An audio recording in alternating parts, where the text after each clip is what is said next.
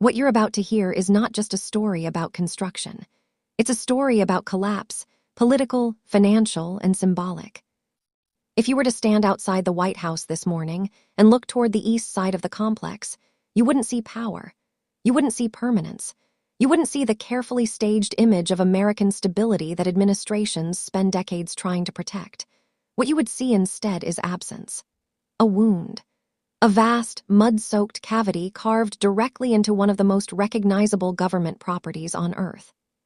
Where the East Wing once stood, there is now nothing but exposed earth, stagnant water, and idle machinery. Heavy cranes loom over the site, frozen in place, their long arms hanging uselessly over the executive residence like scavengers that arrived too early. No engines, no drills, no workers shouting instructions, just stillness. And that stillness is new. At exactly 8:00 a.m. this morning, Monday, January 26, 2026, all construction related to President Trump's $400 million White House Grand Ballroom was ordered to stop. Immediately, completely, indefinitely. No delays, no negotiations, no quiet wind down. A federal judge shut it all down. What was once marketed as a gift to the nation has now become a legal dead end. Preservationists had another name for it long before today. They called it the Ballroom from Hell. And this morning, that nickname became official reality. The injunction that landed before dawn is devastating. 40 pages long. Written in language so sharp it reads less like a regulatory ruling and more like a formal accusation. The judge, appointed decades ago during the Reagan era, didn't just halt construction. He accused the administration of deception, reckless destruction of public property, and financial misconduct so severe it borders on fraud. And the timing could not be worse. President Trump woke up today already bruised by a brutal sequence of events. Public humiliation at Davos, a cascading bond failure in Japan, and the seizure of high-profile Trump-owned properties in New York. What he did not expect was to be blindsided on his own doorstep. Instead of seeing trucks arrive to pour concrete for his signature legacy project, he watched a federal marshal tape a cease and desist order to the fencing surrounding the White House construction zone. The message was blunt. The money is gone. The private donations that were supposed to bankroll this project, promised loudly, repeated endlessly, and used to justify demolishing part of the White House, have evaporated. And without those funds secured, the court has now ruled that the President of the United States is occupying public land under false pretenses while actively damaging a protected national landmark. In other words, the President dug a hole he can't pay to fill. In this report, we're going to break down how this happened. We're going to examine the court order that just sent shockwaves through Washington. We'll trace how the demolition of the East Wing transformed from a bold announcement into a political trap. We'll expose the donors who quietly vanished when the markets turned. And we'll explain why this abandoned construction site may be the most accurate physical symbol of a second term that has simply run out of momentum, credibility, and cash. The president wanted a palace. What he got was a pit. To understand how severe today's ruling is, we need to rewind to late 2025. Fresh off his inauguration, President Trump announced what he described as the most ambitious White House renovation in modern history. According to internal memos that later leaked, he believed the existing East Wing and East Room were inadequate for a global superpower. Too small, too outdated, too embarrassing. In private, he reportedly referred to them as third world facilities. His solution was grand in both scale and ego. A massive new ballroom, 90,000 square feet of marble, glass, and gold, designed to rival European palaces. 30-foot ceilings, gold leaf accents, a monumental balcony facing the Treasury Department, intended for victory speeches and high-profile events. The price tag was staggering, $400 million. But Trump insisted taxpayers would not pay a cent. Instead, he promised that wealthy private donors, patriotic billionaires, had already committed the full amount. He framed the project as a personal gift to America. What he didn't emphasize was the cost in history.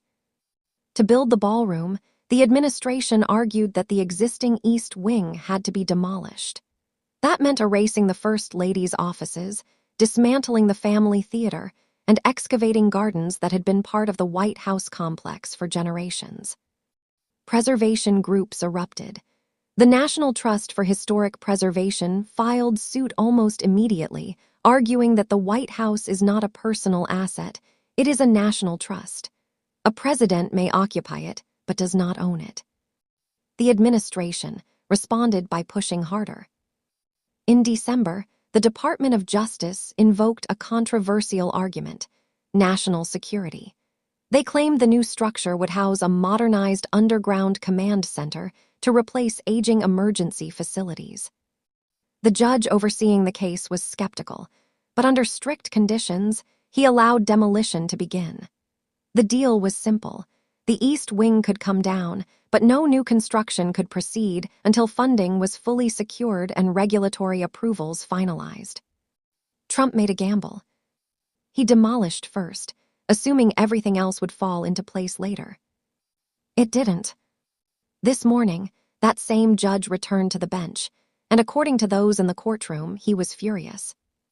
The transcript released just hours ago is damning.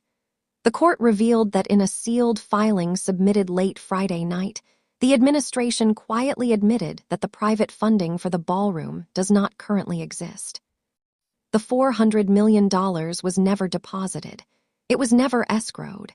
It was based on non-binding pledges from hedge fund managers, casino executives, and real estate magnates, the core of Trump's donor ecosystem. Then came the global shock. The Japanese bond crash sent markets into chaos. Portfolios plunged. Margin calls exploded. And when the Treasury Department contacted donors to secure actual cash for the ballroom fund, they vanished. One donor, reportedly a major Las Vegas casino owner, formally withdrew a $50 million pledge over the weekend, citing market volatility and fiduciary obligations. The judge was unsparing. He wrote that the executive branch had destroyed a historic federal structure on the promise of replacement funds that do not exist, and declared that the White House would not be allowed to become an abandoned construction site financed by illusion. The ruling ordered all work stopped immediately and gave the General Services Administration 30 days to either secure the money or restore the site. That means filling the hole. Let that sink in. The President of the United States may be legally forced to reverse his own demolition, leaving behind a smaller, diminished White House and a scar where the East Wing once stood. And that's just the beginning. The national security argument collapsed entirely during the hearing. A classified Secret Service assessment, unsealed by the judge, revealed that the agency opposed the project from the start. According to the report, the excavation created severe vulnerabilities, exposing foundations and increasing risks from surveillance, drones, and tunneling.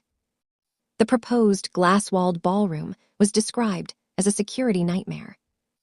In plain terms, the administration used national security as an excuse to bypass preservation laws while actively undermining real security. That revelation destroys the project's legal foundation. Without a legitimate government purpose, the demolition violates federal preservation statutes. Which means the ballroom is officially what critics said it was all along, a vanity project. The optics are catastrophic. Trump is famously obsessed with appearance, control, and grandeur. He wanted to project dominance. Instead, he wakes up every morning to a mud pit outside his window. For months, the noise of construction disrupted White House operations. Now the silence is worse. Foreign leaders arriving in Washington will be driven past orange fencing and stagnant earth. News broadcasts from the North Lawn frame yellow cranes behind every shot. The White House looks unfinished, unstable. It directly contradicts Trump's core political brand: the builder, the dealmaker, the man who finishes projects. This one is late, illegal, unfunded, and frozen. And the symbolism is brutal. Donors didn't just flee because of market volatility. They fled because the project became toxic. After Davos, after the asset seizures, after the legal chaos, attaching your name to a Trump-branded ballroom stopped being prestigious and started looking reckless. Why spend tens of millions on a structure that might never be completed, or worse, might be demolished by the next administration? So the checkbook's closed. Now there's another danger looming: legal exposure. The judge hinted that donor affidavits submitted to the court may have misrepresented the security of funds. If those pledges were portrayed as guaranteed when they were not, that opens the door to fraud investigations. Documents have been demanded, names will surface. And suddenly, a construction dispute is morphing into a criminal inquiry. Politically, the fallout is already spreading. Democrats are hammering the imagery. Republicans are privately furious. Senate committees are discussing hearings. Union labor walked off the site days before the ruling, demanding payment guarantees the administration couldn't provide. The self-proclaimed builder lost the builders. And the First Lady's office, displaced, staff scattered, internal tensions rising. The East Wing, the heart of White House social operations, is gone, replaced by nothing. No ballroom, no wing, just dirt. This ruling establishes something profound. The White House is not a personal playground. It is held in trust for the American people. Stewardship, not ownership. And that principle now shackles this presidency. So what happens next? Trump has 30 days. He can't divert military funds. He can't accept foreign financing without triggering an immediate constitutional crisis. Congress won't help. Which leaves one likely outcome. The hole gets filled. Grass gets planted. And the grand ballroom becomes a ghost, an idea that never materialized. For a president obsessed with physical legacy, that may be the cruelest ending possible. He wanted to leave behind stone and gold. Instead, he leaves fresh sod covering the remains of a demolished wing. A perfect metaphor for a presidency that promised monuments and delivered ruins. Sarcastic pause. Subscribe, like, share.